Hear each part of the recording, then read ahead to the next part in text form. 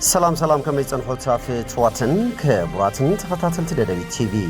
نساء زدالنا لكم حاصرتن وانا زيناتات جنا لكم قريبنا لنا كتكتاتلنا عدمنايو بكندي ارستنت بتاتهم كنفلم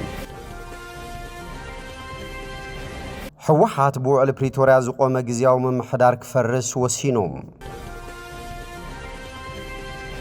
كابينه محدار زوبادو بتግራይ بماخلاي كوميتي ود حزبا ويانا حرنه تግራይ تونزيفو زصنحم بيت مخرن منግስትን ትግራይ ናብ ንቡር ተመሊሱ አላው ስሩሕን ምጅማር ዘመሐላለፈው ውሳነ በሙሉ ድምጽ በመድጋፍ ለተግባራውነቱ ካብኦም ዝድለኩ ለመዳይ ጻዕር ከም ዝገብሩ አረጋጊጾም ኣብ ትግራይ ዝፈጸሙ ዘለው ዝተፈላልዩ ዘይተለመዱ ገበናትን ምክልኻል ግደ መራሕቲ ሃይማኖት ዓበይቲ ዓድን ሚድያታትን ልዑል ግደ ከም ዘለዎም ኮሚሽን ፖሊስ ትግራይ ገሊጾም بانك لمعات أفريقيا بيرترا دركنا متوار عقم نمعباين عدلات سراح نمفتار نزاق على بروجكت بستعاطات فمن قدي السلاسل كامزلو أفليتوم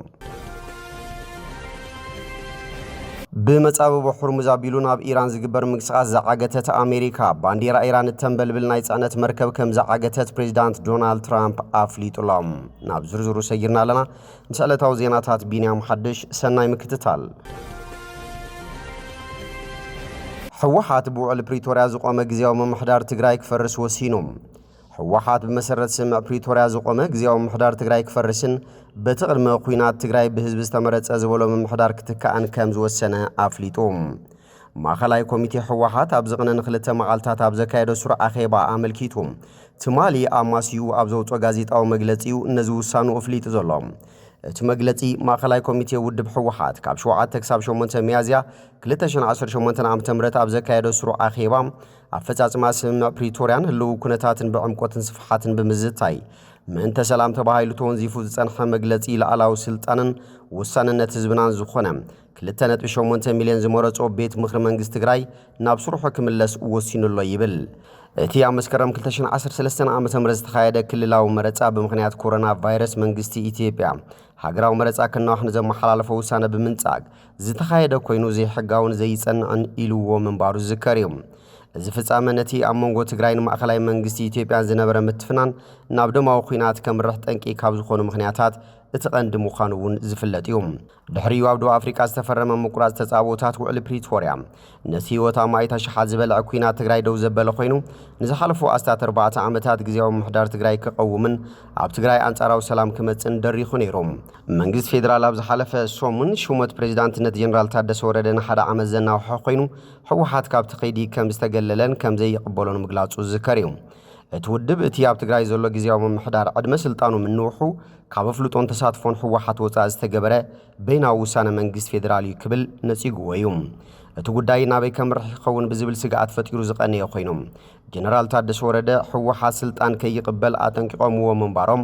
በዚ ከም ዘይሰማማዓን ክሳብ መወዳእታ ከም ዝቃለሶምን ኣብ መግለጹ የፍሊጡ መንባሩ ይዝከር እነዚህ ስዒቢኡ ማእኸላይ ኮሚቴ ሕወሓት ብዘካየደ ስሩ አኺባ በቲ ኣብ 2013 ዓመተ ምህረት ዝተኻየደ ክልላዊ መረጻ ዝቆመ ምምሕዳር ናብ ቦትኡ ክምለስ ወሲኑ ዘሎም ካቢኔ ምምሕዳር ዞባዶ ትግራይ በማእኸላይ ኮሚቴ ውድብ ህዝባዊ ወያነ ሓርነት ትግራይ ተወንዚፉ ዝጸንሐ ቤት ምክርን መንግስትን ትግራይ ናብ ንቡር ተመሊሱ ዕላው ስርሑን ምጅማር ዘመሐላለፈው ውሳነ በሙሉ ድምጽ በመድጋፍን ተግባራውነቱ ድማ ካብኦም ዝድለኩ ለመዳያው ጻዕር ከም ዝገብሩን አረጋጊጾም እቶም አባላት ካቢኔ ኣብቲ ማእኸላይ ኮሚቴ ውድብ ህዝባዊ ወያነ ሓርነት ትግራይ ዝተመሐላለፈ ፖለቲካዊ ውሳነ ድሂቦም ኣብ ዘካየድዎ ዘተም እቲ ውሳነ እዋኑ ዝጠልቦ ታሪኻዊ ውሳነ ምዃኑ ገሊጾም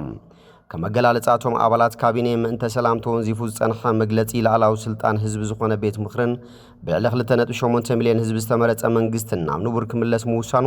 ብሕግን ሕገ መንግስታዊ ስርዓትን ክንምራሕን መጻኢ ዕድል ትግራይን ተጋሩን ዝውስን ኮይኑ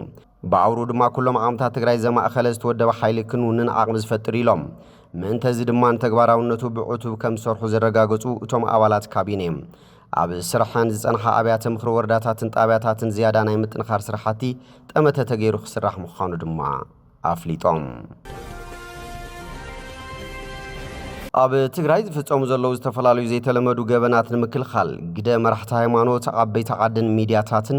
ልዑል ግደ ከም ዘለዎም ኮሚሽን ፖሊስ ትግራይ ገሊጹ ኣብ ኮሚሽን ፖሊስ ትግራይ ሓላፍ ዋና መምርሒ ምክልኻል ገበን ምክትል ኮሚሽነር ጀነራል ጌታቸው ኪሮስ ምስ ቴሌቪዥን ትግራይ ኣብ ዝነበሮም ጻንሒት ከም ዝገለጽዎም ዘይተለመደ ባህር ዘለዎም ገበናት ቅትለት ዓመጽ ደቂ ኣንስትዮን ዝተፈላለዩ ዓይነታት ስርቂ ኩብለላን ዕንወት መሰረተ ልምዓትን ኣብ ትግራይ ካብ ዝፍጸሙ ዘለዉ ገበናት ተጠቀስቲ ምዃኖም ኣስሚሮምሎም ብፍላይ ድሕሪ ጀኖሳይዳዊ ኩናት ትግራይ ባህርታቶም ዝለወጡ ገበናት ኣብ ማሕበረሰብናን ዘመናት ዝነበሩ ክብርታትን ምፍላይ ነውርታትን እናተሸርሸሩ ንገበንን ባህር ገበንን ምልዋጥ ምኽንያታት ይኾኑ ከም ዘለዉ ኣብሪሆም እዚ ብዘላቕነት ንምፍታሕን ናብ ንቡር ክብርታትና ንምምላስን ግደ መራሕቲ ሃይማኖት ዓበይቲ ዓዲ ኣብያተ ትምህርትን ሚድያታትን ብሓፈሻ መላእ ሕብረተሰብ ብዘይምርብራብ ክሰርሕ ከም ዝግባኦም ወሲኾም ገሊጾም ባንኪ ልምዓት ኣፍሪካ ኣብ ኤርትራ ድርቂ ናይ ምጽዋር ዓቕሚ ንምዕባይን ዕድላት ስራሕ ንምፍጣርን ዝዓለመ ፕሮጀክት ብዝተዓጻጸፈ መንገዲ ይሰላሰል ከም ዘሎ ኣፍሊጦም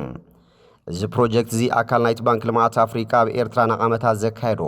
እስትራቴጂያዊ ስራሓት ሕርሻን ትሕተ ቅርጽን ኮይኑ ነቲ ተደጋጋሚ ዝኽሰት ዘሎ ጽልዋ ለውጢ ኩነታት ኣየር ንምምካት ዝዓለመ ምዃኑ ወሲኹ ሓቢሮም ብመሰረት እቲ ብ17 ሚያዝያ 2026 ቋጽራ ፈረንጂ ዝወፀ እዋናዊ ጸብጻብ እቲ ፕሮጀክት ብሰንኪ ለበዳ ኮቪድ-19 ልዕሊ 24 ኣዋርሕ ተቋሪጹ ዝጸንሐ እኳ እንተኾነ ሕጂ ግን ኣፈጻጽማ እቲ ፕሮጀክት ብዝተዓጻጸፈ መንገዲ ከም ዝተመሓየሸ ገሊጹም እቲ ኣብ መጋቢት ዝተኻየደ ገምጋም ካብቶም ክህነፁ ዝተወጠኑ 21 ሓጽብታት ህንጸት እቶም 18 ብምሉእ ከም ዝተዛዘሙ ይገልጽ እዞም ሓጽብታት ንእንስሳታት ሕርሻን ተጠቃምነት ሰባትን ዝውዕል ማይ ዝእክቡ ኮይኖም ካብቲ ዝተተለመ ሸቶታት ብላዕሊ 101.59 ሚእታዊት ዓወት ከም ዝተመዝገበ እቲ ጸብጻብ ሓቢሮም ባንኪ ልምዓት ኣፍሪካ ምስ መንግስቲ ኤርትራ ብምትሕባር ዝተጎድአ ከባቢ ናብ ንቡር ንምምላስ ቀዳምነት ሂቡ ይሰርሐሉ ከም ዘሎ ድማ ወሲኹ ጠቒሶም በተሳታፍነት ህዝቢ ኣስታት 2100 ሄክታር መሬት ዳግማይ ንምሕዋይ 3.1 ሚልዮን ኣግራብ ተተኺልዮም እዚ ስራሕ እዚ ኣብቲ ከባቢ ሓመድ ከይዋኽን ሓጽብታት ብጽበት ከይመልኡን ኣብ ምክልኻል ተፈጥሮ ዓብዪ ረብሓ ኣለዎም እቲ ፕሮጀክት ኣብ ናብራ ገጠር ዝፈጥሮ ዘሎ ጽልዋ ብዝያዳ እናጎልሐ ይመጽእ ከም ዘሎ ዝሓበረ ጸብጻብ እቲ መናብሮን ምምሕያሽን እቶት ንምፍጣርን ዝዓለመ ዕደላናዊ ሕርሻ ብምሉእ ተዛዚሙ ምህላው ኣብሪሆም ብመጻበቡ ሕርሙዝ ኣቢሉ ናብ ኢራን ዝግበር ምንቅስቓስ ዝዓገተት ኣሜሪካ ባንዴራ ኢራን እተንበልብል ናይ ጽዕነት መርከብ ከም ዝዓገተት ፕሬዚዳንት ዶናልድ ትራምፕ ኣፍሊጦም ትራምፕ ኣብ ትሩዝ ሶሻል ኣብ ዘርግሖ ጽሑፍ እታ ቱስካ ብዝብል እትጽዋዕ መርከብ ደው ክትብል ንዝቐረበላ መጠንቀቕታ መልሲ ብዘይመሃባ ብሓይሊ ባሕሪ ኣሜሪካ ከም ዝተተሓዘት ኣመልኪቱ ኢራን ከም ግብረ መልሲ ኣብ ልዕሊ ወታደራዊ መርከባት ኣሜሪካ መጥቃዕቲ ድሮን ከም ዝፈጸመት ማዕከናት ዜናት ሃገር ሓቢረን ከም ጸብጻብ ናብ መንግስቲ ዝውግን ማዕከን ዜና ታስኒም እቲ መጥቃዕቲ ኣብ ማያት ባሕሪ ኦማን ተኻይዱ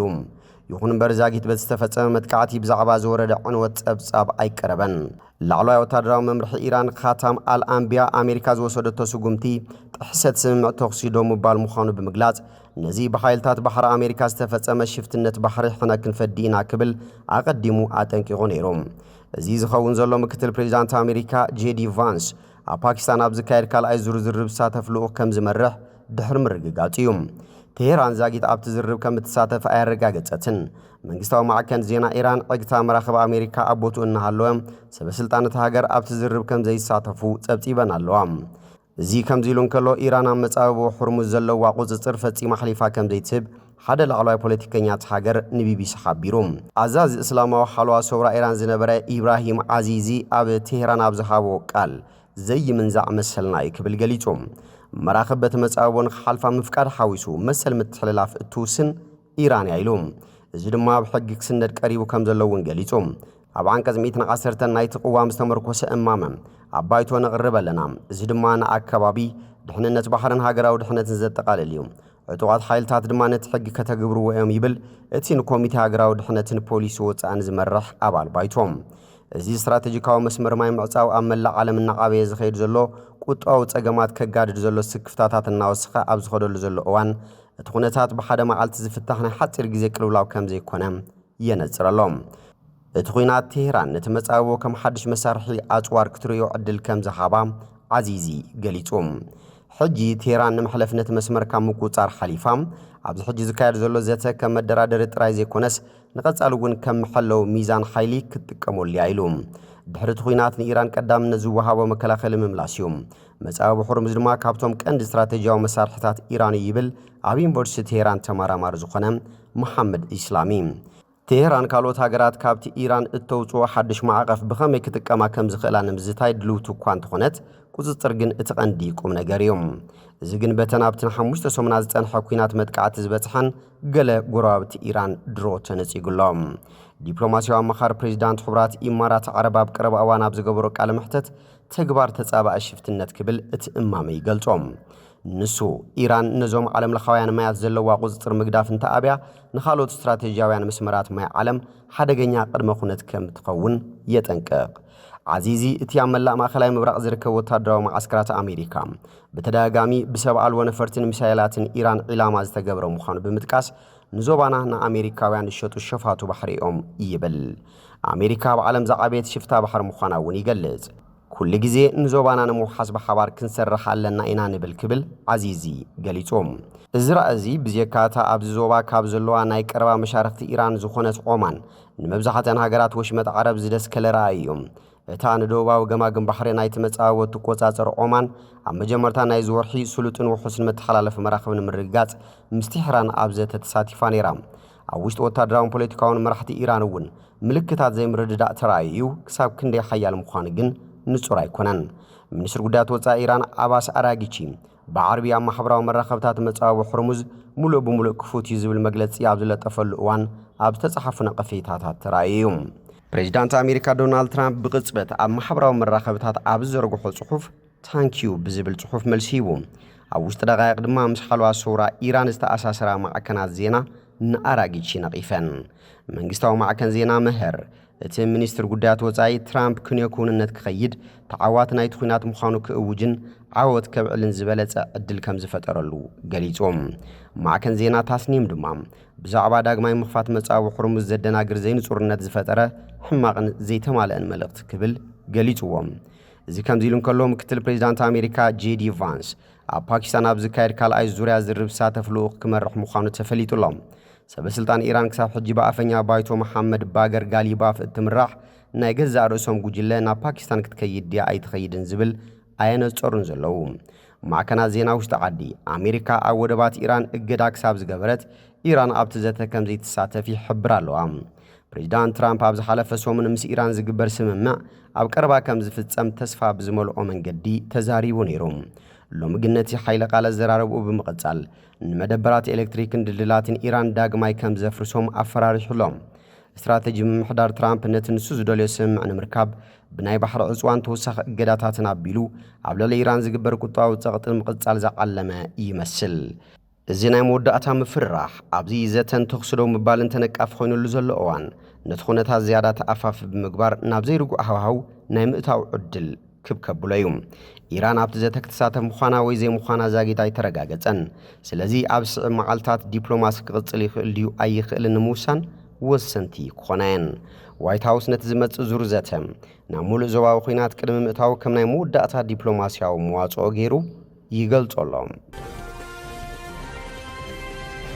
مباركة فتواتن كبراتن تخطاتن تددبي تي في لسا عزدالنا لكم زيناتات نزيمي مسلو سلتن كتالكم عمسجينا وخالو تساون راخب سسنين عفو